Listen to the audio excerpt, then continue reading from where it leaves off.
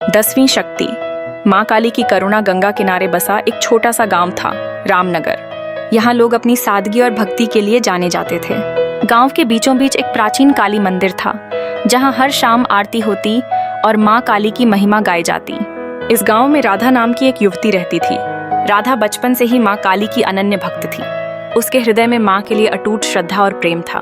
राधा का जीवन सरल और शांत था, जब तक कि एक भयानक महामारी ने गांव में दस्तक नहीं दी।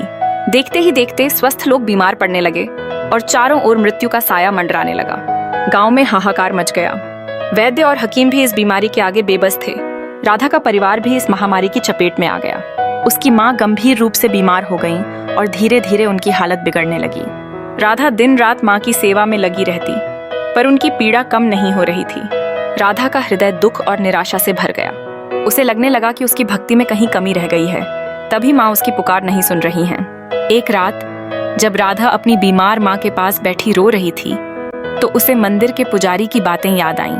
पुजारी जी हमेशा कहते थे कि मां काली शक्ति और करुणा का स्वरूप हैं। वे दुष्टों का नाश करती हैं, लेकिन अपने भक्तों पर हमेशा अपनी कृपा बरसाती हैं। उस रात राधा ने दृढ़ निश्चय किया कि वह मां काली के चरणों में जाकर अपनी मां के जीवन की भीख मांगेगी।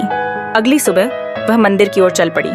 उसका हृदय भारी था, लेकिन आंखों में एक अटूट विश्वास की चमक थी। मंदिर पहुंचकर राधा ने मां काली की प्रतिमा के सामने दंडवत प्रणाम किया। उसकी आंखों से आंसू बह रहे थे और कंठ अवरुद्ध था। वह अपनी मां की बीमारी और अपनी बेबसी के बारे में मां से प्रार्थना करने लगी।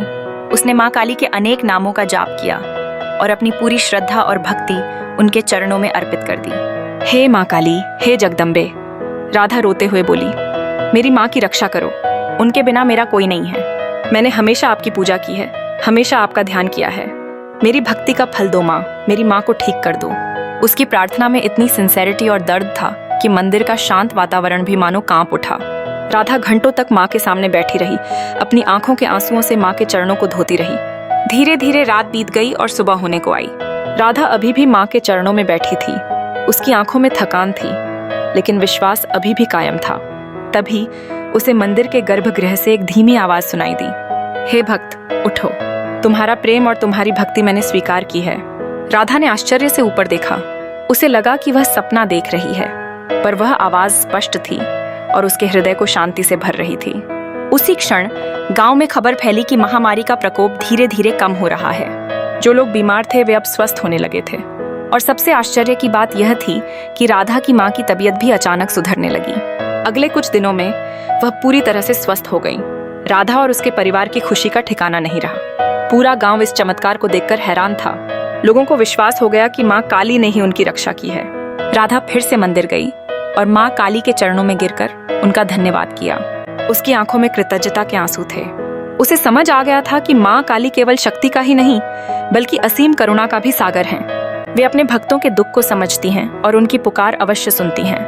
इस घटना के बाद रामनगर के लोगों की मां काली के प्रति श्रद्धा और भी बढ़ गई। हर घर में मां की पूजा होने लगी और लोग भक्ति और प्रेम से अपना जीवन जीने लगे। राधा ने अपना पूरा जीवन मां काली की सेवा में समर्पित कर दिया और गांव वालों को उनकी महिमा और करुणा की कहानियां सुनाती रहीं। यह कहानी मां काली की शक्ति और उनके भक्तों के प्रति उनकी गहरी करुणा को दर्शाती है। यह बताती है कि सच्ची भक्ति और अटूट विश्वास से हर मुश्किल को पार किया जा सकता है। अगर आपको इस वीडियो अच्छा लगे तो कृपया लाइक, शेयर और सब्सक्राइब कर दें। धन्यवाद। डिस्क्लेमर: यह पाठ्य सामग्री आम धारणाओं और इंटरनेट पर मौजूद सामग्री के आधार पर लिखी गई है। डिवोशनल @ व्लॉग्स चैनल इसकी पुष्टि नहीं करता है।